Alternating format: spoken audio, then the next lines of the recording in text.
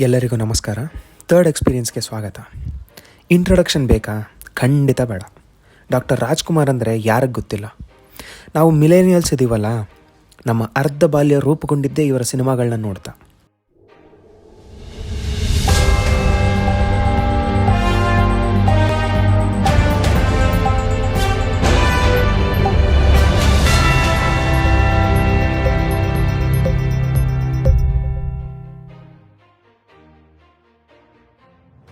ಉದಾಹರಣೆಗೆ ನಮ್ಮ ಈ ಮಯೂರ ಫಿಲಮ್ ತಗೊಳ್ಳಿ. ಅದರಲ್ಲಿ ಸಿನಿಮಾ ಸ್ಟಾರ್ಟಿಂಗಲ್ಲಿ ಒಬ್ಬ ಕುಸ್ತಿಪಟು ನಿಂತು ನನ್ನ ಬಿಟ್ಟರೆ ಬೇರೆ ಯಾರೂ ಇಲ್ಲ, ನಾನೇ ಬೆಸ್ಟ್ ಅಂತ ಕೂಗ್ತಿರ್ತಾರೆ. ದೇವಸ್ಥಾನದಲ್ಲಿ ಅರ್ಚಕರಾಗಿ ಕೆಲಸ ಮಾಡೋ ಮಯೂರ ಅದನ್ನು ಕೇಳಿ ನಾನು ಒಬ್ಬ ಗಂಡಿದ್ದೀನಿ ಅಂತ ಹೇಳಿ ಕುಸ್ತಿ ಆಡಲು ಅನುಮತಿ ಕೇಳ್ತಾರೆ. ತುಂಬ ಹಾಸ್ಯ ಮಾಡಿ ದೇವಸ್ಥಾನದಲ್ಲಿ ಗಂಟೆ ಅಳ್ಳಾಡಿಸ್ದಂಗಲ್ಲ ಕುಸ್ತಿ, ಹೋಗು ಕೆಲಸ ನೋಡ್ಕೊ ಅಂತ ಎಲ್ಲ ಹೇಳ್ತಾರೆ. ಇಲ್ಲ, ನಾನು ಕುಸ್ತಿ ಆಡಲೇಬೇಕು ಅಂತ ಪಟ್ಟು ಹಿಡಿತಾರೆ. ಅದರಲ್ಲಿ ಅವರ ಅಭಿನಯ, ಎಲ್ಲ ಕಣ್ಣು ಅವ್ರನ್ನೇ ನೋಡೋ ಹಾಗೆ. ಒಬ್ಬ ಅರ್ಚಕ ಅಂತ ಮರಿಬಾರ್ದು, ಆದರೂ ಕುಸ್ತಿಯಲ್ಲಿ ಗೆಲ್ಲಬೇಕು. ನಟ ಇದನ್ನು ಹೇಗೆ ಮಾಡ್ತಾನೆ? ಇನ್ನು ಆ ಇಡೀ ಚಲನಚಿತ್ರ ಇದೇ ಥರ ಬೇರೆ ಬೇರೆ ರೋಮಾಂಚಕ ಅಭಿನಯ, ಕತೆ ಮತ್ತು ಕನ್ನಡಿಗನ ಸ್ವಾಭಿಮಾನನ ಎಚ್ಚರಿಸುತ್ತಾ ಹೋಗುತ್ತೆ. ಯಾವ ಕದಂಬರ ವಂಶವೃಕ್ಷ ನಿನ್ನ ಕ್ರೌರ್ಯಕ್ಕೆ ಸಿಕ್ಕಿ ನಿರ್ನಾಮವಾಯಿತೆಂದು ತಿಳಿದಿರುವೆಯೋ, ಆ ಮಹಾವಂಶವೃಕ್ಷವಿಂದು ಮತ್ತೆ ಚಿಗುರಿ ತಲೆ ಎತ್ತಿ ನಿಂತಿದೆ. ಪಲ್ಲವರ ಸೊಲ್ಲಡಗಿಸಿ ನಮ್ಮ ನೆಲದಿಂದ ಬಡಿದೋಡಿಸಿ ವೈಜಯಂತಿಯ ರತ್ನ ಸಿಂಹಾಸನದಲ್ಲಿ ಮತ್ತೆ ಕನ್ನಡ ರಾಜ್ಯಲಕ್ಷ್ಮಿಯನ್ನು ಪ್ರತಿಷ್ಠಿಸುವ ಮುಹೂರ್ತ ಹತ್ತಿರವಾಗುತ್ತಿದೆ. ಕನ್ನಡಿಗರ ಪೌರುಷ, ಕನ್ನಡಿಗರ ಸಾಹಸ, ಕನ್ನಡಿಗರ ಸ್ವಾಭಿಮಾನ ಆಚಂದ್ರಾರ್ಕವಾಗಿ ನಿಲ್ಲುವಂಥದೇ ಹೊರತು ನಿನ್ನಂತಹ ಕೋಟಿ ಪಲ್ಲವರ ನಿರಂತರ ಧಾರಿಯಿಂದ ಅಳಿಯದು ಎಂಬ ಸತ್ಯವನ್ನು ಪ್ರತ್ಯಕ್ಷ ಪ್ರಮಾಣ ಮಾಡಿ ತೋರಿಸುತ್ತೇನೆ. ಇದೇ ನನ್ನ ಗುರಿ, ಇದೇ ನನ್ನ ಮಂತ್ರ, ಇದೇ ನನ್ನ ಪ್ರತಿಷ್ಠೆ. ಈ ತರಹದ ಚಲನಚಿತ್ರನ ಪದೇ ಪದೇ ನೋಡಿದಾಗ ಅದು ನಮಗೆ ಏನು ಮಾಡ್ಬೋದು? ಅವರ ಥರ ಆ ಶುದ್ಧ ಕನ್ನಡ ಮಾತಾಡೋದಕ್ಕೆ ಪ್ರೇರೇಪಣೆ ಕೊಡ್ಬೋದಾ? ಅಥವಾ ನಾನು ನನ್ನ ದೇಶಕ್ಕೆ, ರಾಜ್ಯಕ್ಕೆ ಏನಾದರೂ ಕೊಡುಗೆ ಕೊಡೋ ಆಸೆ ಹುಟ್ಟು ಹಾಕ್ಬೋದಾ? ಮಕ್ಕಳಿಗೆ ಈ ಥರ ಸಿನಿಮಾ ತೋರಿಸಿದ್ರೆ ಅವರ ಬಾಲ್ಯಕ್ಕೆ ಒಂದು ಅಡಿಪಾಯ ಸಿಗ್ಬೋದಾ? ಯೋಚನೆ ಮಾಡೋ ವಿಷಯ. ಆ ಎಳೆ ವಯಸ್ಸಲ್ಲಿ ನಾವು ಏನು ನೋಡ್ತೀವಿ, ಏನು ಕೇಳ್ತೀವಿ, ಯಾರ ಮಧ್ಯೆ ಬೆಳಿತೀವಿ ಅನ್ನೋದು ತುಂಬ ಮುಖ್ಯ ಅನ್ನಿಸ್ಕೊಳ್ಳುತ್ತೆ. ಅದೇ ನಮ್ಮ ಜೀವನನ ರೂಪಿಸೋದು. ಇವರ ಸಿನಿಮಾಗಳಲ್ಲಿ ಅವಾಚ್ಯ ಪದ ಬಳಕೆ ಇಲ್ಲ. ನಟನೆ ಅಂದರೆ ನಟನೆ ಮಾತ್ರ ಅಲ್ಲ, ಪಾತ್ರವೇ ಆಗಿಬಿಡೋದು. ಹಾಡಿನ ಮೂಲಕ ಒಂದು ಕತೆ ಕಿವಿಗೆ ಇಂಪು ಅಥವಾ ಒಂದು ಮೌಲ್ಯನ ಮನೆ ಮಾತು ಮಾಡೋದು. ಯಾವ ಚಿತ್ರದಲ್ಲೂ ತಂದೆ ತಾಯಿಗೆ ಗೌರವ ಕೊಡಿ ಅಂತ ಬಾಯ್ಬಿಟ್ಟು ಹೇಳಲ್ಲ, ಆದರೆ ಅದನ್ನು ಪಾಲಿಸಿ ತೋರಿಸಿ ಮಗ ಅಂತ ಇದ್ರೆ ಹೀಗಿರಬೇಕು ಅನ್ನೋ ಥರ ಮಾಡಿಬಿಡೋದು. ನಿನಗಿಂತಲೂ ಪ್ರೀತಿಯಾದ ವಸ್ತು ಈ ಪ್ರಪಂಚದಲ್ಲಿ ಬೇರೆ ಯಾವುದಿದೆ ಅಂತ ದೇವರು ನಿನಗೆ ಸ್ಥಿತಿ ಕೊಟ್ಟನಲ್ಲ ಅನ್ನೋ ಸಂಕಟ ಒಂದು ಬಿಟ್ರೆ ಮಿಕ್ಕಿ ಎಲ್ಲಾ ವಿಷಯದಲ್ಲಿ ಅದರಲ್ಲೂ ನಿನ್ನ ಸೇವೆ ಮಾಡೋದ್ರಲ್ಲಿ ನನಗೆ ಪೂರ್ಣ ತೃಪ್ತಿ ಇದೆ. ನೀನಲ್ಲಪ್ಪ ನನ್ನ ಮಗ, ನಾನು ನಿನ್ನ ಮಗ. ಇವರ ಒಂದೊಂದು ಸಿನಿಮಾ ಒಂದೊಂದು ವೈವಿಧ್ಯತೆ ಹೊಂದಿರುತ್ತೆ. ಇವರು ಮಾಡಿದ ಯಾವ ಪಾತ್ರವೂ ಅವರದೇ 200+ ಸಿನಿಮಾದಲ್ಲಿ ಮತ್ತೊಮ್ಮೆ ನೋಡಲು ಸಿಗೋದಿಲ್ಲ. ಆ ತರಹದ ಒಂದು ಅಭಿನಯ. ಉದಾಹರಣೆಗೆ ಪೆದ್ದನ ಪಾತ್ರ ಮಾಡಿರುವ 2 ಸಿನಿಮಾ, ಒಂದು ಬಂಗಾರದ ಪಂಜರ, ಮತ್ತೊಂದು ಕವಿರತ್ನ ಕಾಳಿದಾಸ. ಎರಡೂ ಸಿನಿಮಾದಲ್ಲಿ ಡಾಕ್ಟರ್ ರಾಜ್ಕುಮಾರ್ ಕುರಿ ಕಾಯುವ ಒಬ್ಬ ಸಾಧಾರಣ ಹಳ್ಳಿ ಹುಡುಗ. ಆದರೆ ನೀವು ಸಿನಿಮಾ ನೋಡಿದಾಗ ಕ್ಲಿಯರ್ ಆಗಿ ಎರಡೂ ಪಾತ್ರಗಳ ನಡುವೆ ಇರೋ ವ್ಯತ್ಯಾಸ ಕಾಣುತ್ತೆ. ಇದನ್ನೆಲ್ಲ ನಾನು ಯಾಕೆ ಹೇಳ್ತಾ ಇದ್ದೀನಿ ಅಂತ ನಿಮಗೆ ಪ್ರಶ್ನೆ ಹುಟ್ಟುತ್ತಾ ಇರ್ಬೋದು. ಸ್ವಲ್ಪ ದಿವಸದ ಮುಂಚೆ ನಾನು ಸ್ನೇಹಿತರ ಜೊತೆ ಕೂತು ಏನೋ ಮಾತಾಡ್ತಾ ಇರಬೇಕಾದ್ರೆ ನಿಮಗೆ ಗೊತ್ತಲ್ವಾ ಅನ್ನೋ ಥರ ಈಸಿಯಾಗಿ ಕೆಲವು ರಾಜ್ಕುಮಾರ್ ಮತ್ತು ಅವರ ಸಮಕಾಲೀನ ನಟರ ಕೆಲವು ಸಿನಿಮಾ ಬಗ್ಗೆ ಮಾತಾಡ್ಬಿಟ್ಟೆ. I was shocked. ಆಶ್ಚರ್ಯ ಆಯಿತು ಕೇಳಿ. ಎಲ್ಲ ಕನ್ನಡ ಬರೋ ಸ್ನೇಹಿತರೆ, ಆದರೂ ನಮ್ಮ ಕೆಲವು ಲೆಜೆಂಡ್ರಿ ಆ್ಯಕ್ಟರ್ಸ್ದು ನೋಡಲೇಬೇಕಾದ ಸಿನಿಮಾಗಳ ಹೆಸರು ಕೂಡ ಕೇಳಿಲ್ಲ ಅವರು.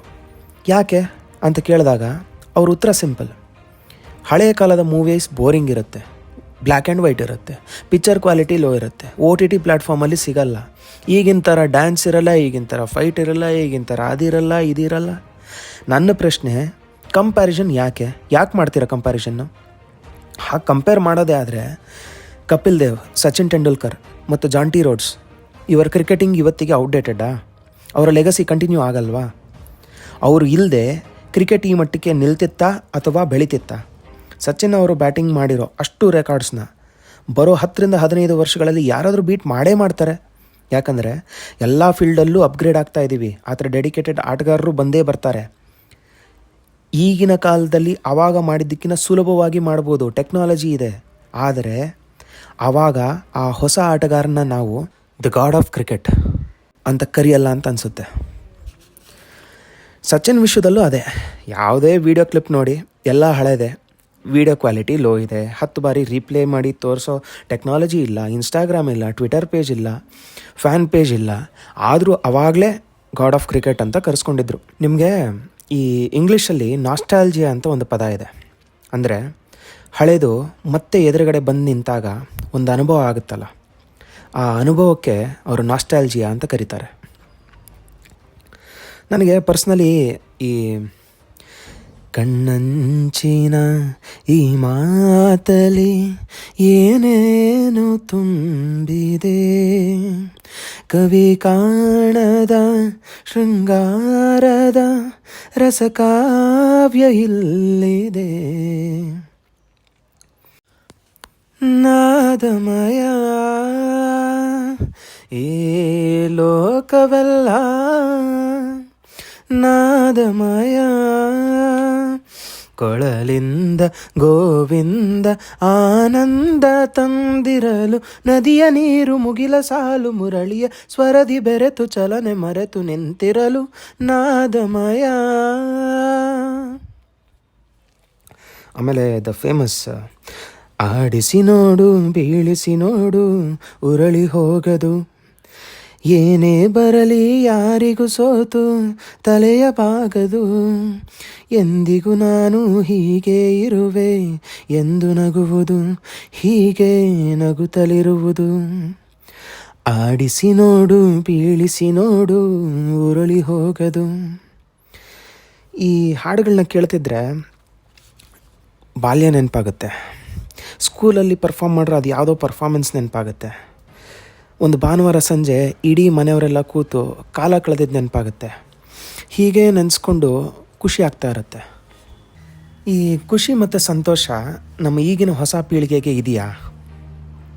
ಮೊಬೈಲ್, ಬೆಳಗಾಗೋದು ಅದರಲ್ಲೇ ಮತ್ತು ರಾತ್ರಿ ಮಲಗೋದು ಅದರಲ್ಲೇ. ಈ ವಿಷಯ ನಾನು ಮತ್ತೆ ಬೇರೆ ವಿಡಿಯೋದಲ್ಲಿ ಮಾತಾಡ್ತೀನಿ. ತುಂಬಾ ಇಂಟ್ರೆಸ್ಟಿಂಗ್ ಟಾಪಿಕ್ ಅದು. ನನ್ನ ಅನಿಸಿಕೆ, ನಮ್ಮ ಏಜ್ ಏನು ಬೇಕಾದರೂ ಆಗಿರ್ಬೋದು, ಆದರೆ ಪ್ರತಿದಿನ ಒಂದು ಒಳ್ಳೆ ನೆನಪು, ಅಂದರೆ ಒಂದು ಒಳ್ಳೆ ಮೆಮೊರಿ ಕ್ರಿಯೇಟ್ ಮಾಡ್ಕೋತಾ ಹೋದರೆ ಸಾಕು. ಒಂದು ಒಳ್ಳೆ ಹಾಡು ಕೇಳಿ ದಿನ ಸ್ಟಾರ್ಟ್ ಮಾಡಿದಾಗ ಫುಲ್ ಡೇ ಖುಷಿಯಾಗಿರ್ಬೋದು. ಕೆಲವು ಹಾಡಲ್ಲಿ ನಮ್ಮ ಮನಸ್ಸಿಗೆ ಸಮಾಧಾನ ಕೊಡೋ ಶಕ್ತಿ ಇರುತ್ತೆ. ನಿಮಗನ್ಸಲ್ವಾ?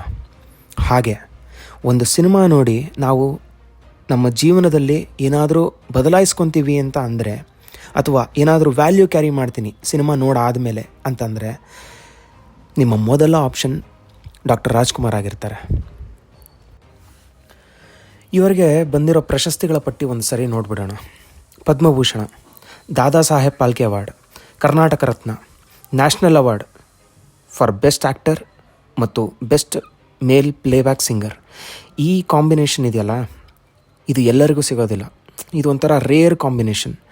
ಒಬ್ಬ ನಟನಿಗೆ ಸಿಂಗಿಂಗಲ್ಲೂ ನ್ಯಾಷನಲ್ ಅವಾರ್ಡ್ ಸಿಗೋದು. ಆಮೇಲೆ ಫಿಲ್ಮ್ ಫೇರ್ ಅವಾರ್ಡಲ್ಲಿ ಅವರ ಸಿನಿಮಾ ಭಕ್ತ ಕುಂಬಾರ, ಕವಿರತ್ನ ಕಾಳಿದಾಸ ಮತ್ತು ಲೈಫ್ ಟೈಮ್ ಅಚೀವ್ಮೆಂಟ್ ಅವಾರ್ಡ್, ಮತ್ತು ಕರ್ನಾಟಕ ಗವರ್ಮೆಂಟಿಂದ ಕೂಡ ಭಕ್ತ ಕುಂಬಾರ, ಕವಿರತ್ನ ಕಾಳಿದಾಸ ಮತ್ತು ಲೈಫ್ ಟೈಮ್ ಅಚೀವ್ಮೆಂಟ್ ಅವಾರ್ಡ್. ಇವರಿಗೆ ಹಾನರರಿ ಡಾಕ್ಟರೇಟ್ ಸಿಕ್ಕಿದೆ ಮೈಸೂರು ಯೂನಿವರ್ಸಿಟಿಯಿಂದ ಮತ್ತು ಬ್ಯಾಂಗ್ಳೂರು ಯೂನಿವರ್ಸಿಟಿಯಿಂದ, ಮತ್ತು ಕನ್ನಡ ಫಿಲ್ಮ್ ಪ್ರೊಡ್ಯೂಸರ್ಸ್ ಅಸೋಸಿಯೇಷನ್ನಿಂದ ನಟ ಸಾಮ್ರಾಟ್, ಮತ್ತು ಕರ್ನಾಟಕ ಗವರ್ಮೆಂಟಿಂದ ನಾದಬ್ರಹ್ಮ ಅನ್ನೋ ಅವಾರ್ಡ್ಸ್ ಇವರ ಪಾಲಾಗಿದೆ. ಕೆಲವು ನಟರ ಕೆಲವು ಸಿನಿಮಾಗಳು ದಂತಕತೆ.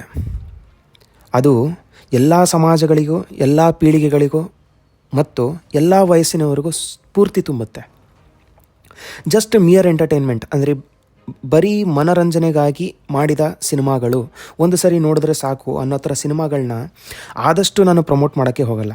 ಆದರೆ ಮಸ್ಟ್ ವಾಚ್ ಅಂತ ಹೇಳ್ತೀವಲ್ಲ, ಅದನ್ನು ದಯಮಾಡಿ ನೋಡಿ. ಆಮೇಲೆ ಕಮೆಂಟ್ ಸೆಕ್ಷನ್ಗೆ ಬನ್ನಿ. ನಿಮಗೆ ಹೇಗೆ ಅನ್ನಿಸ್ತು ಆ ಸಿನಿಮಾ, ನಿಮಗೆ ಆ ಸಿನಿಮಾದಲ್ಲಿ ಇಷ್ಟ ಆದ ಅಂಶ ಯಾವುದು, ಮತ್ತು ನಮ್ಮ ಸಜೆಷನ್ ಹೇಗೆ ಅನ್ನಿಸ್ತು ಅಂತ ಹೇಳಿ. ಇನ್ನೂ 4 ಜನಕ್ಕೆ ಶೇರ್ ಮಾಡಿ ಈ ವಿಡಿಯೋನ, ಅವ್ರಿಗೂ ಇಷ್ಟ ಆಗ್ಬೋದು ಅಲ್ವಾ. ನಾವು ಇದರ ಕಂಟಿನ್ಯೂಷನ್ ಆಗಿ ಡಾಕ್ಟರ್ ರಾಜ್ಕುಮಾರ್ ಅಭಿನಯದ ಟಾಪ್ 10 ನೋಡಲೇಬೇಕಾದ ಸಿನಿಮಾಗಳ ಒಂದು ವಿಡಿಯೋ ಮಾಡಿ ಪೋಸ್ಟ್ ಮಾಡಬೇಕು ಅಂತ ಯೋಚಿಸಿದ್ದೀವಿ. ಆ ಕಾರಣದಿಂದ ನಾವು ಅವರ ಸಿನಿಮಾಗಳ ವಿಶ್ಲೇಷಣೆ ಈ ವಿಡಿಯೋದಲ್ಲಿ ಮಾಡೋಕ್ಕೆ ಹೋಗಿಲ್ಲ. ನೀವು ಕೂಡ ಆ ಸಿನಿಮಾಗಳ ರಿವ್ಯೂ ಅಲ್ಲಿ ಇಲ್ಲಿ ನೋಡೋಕ್ಕೆ ಹೋಗದೆ ಒಮ್ಮೆ ನಿಮ್ಮ ಸಮಯನ ಕೊಟ್ಟು ನೋಡಿ. ನಂತರ ನೀವೇ ಅವರ ಬೇರೆ ಎಲ್ಲ ಸಿನಿಮಾಗಳ ನೋಡೋ ಆಸೆ ವ್ಯಕ್ತಪಡಿಸ್ತೀರ. ಈ ವಿಡಿಯೋ ನಿಮಗೆ ಇಷ್ಟ ಆಗಿದೆ ಅಂತ ಭಾವಿಸ್ತೀವಿ.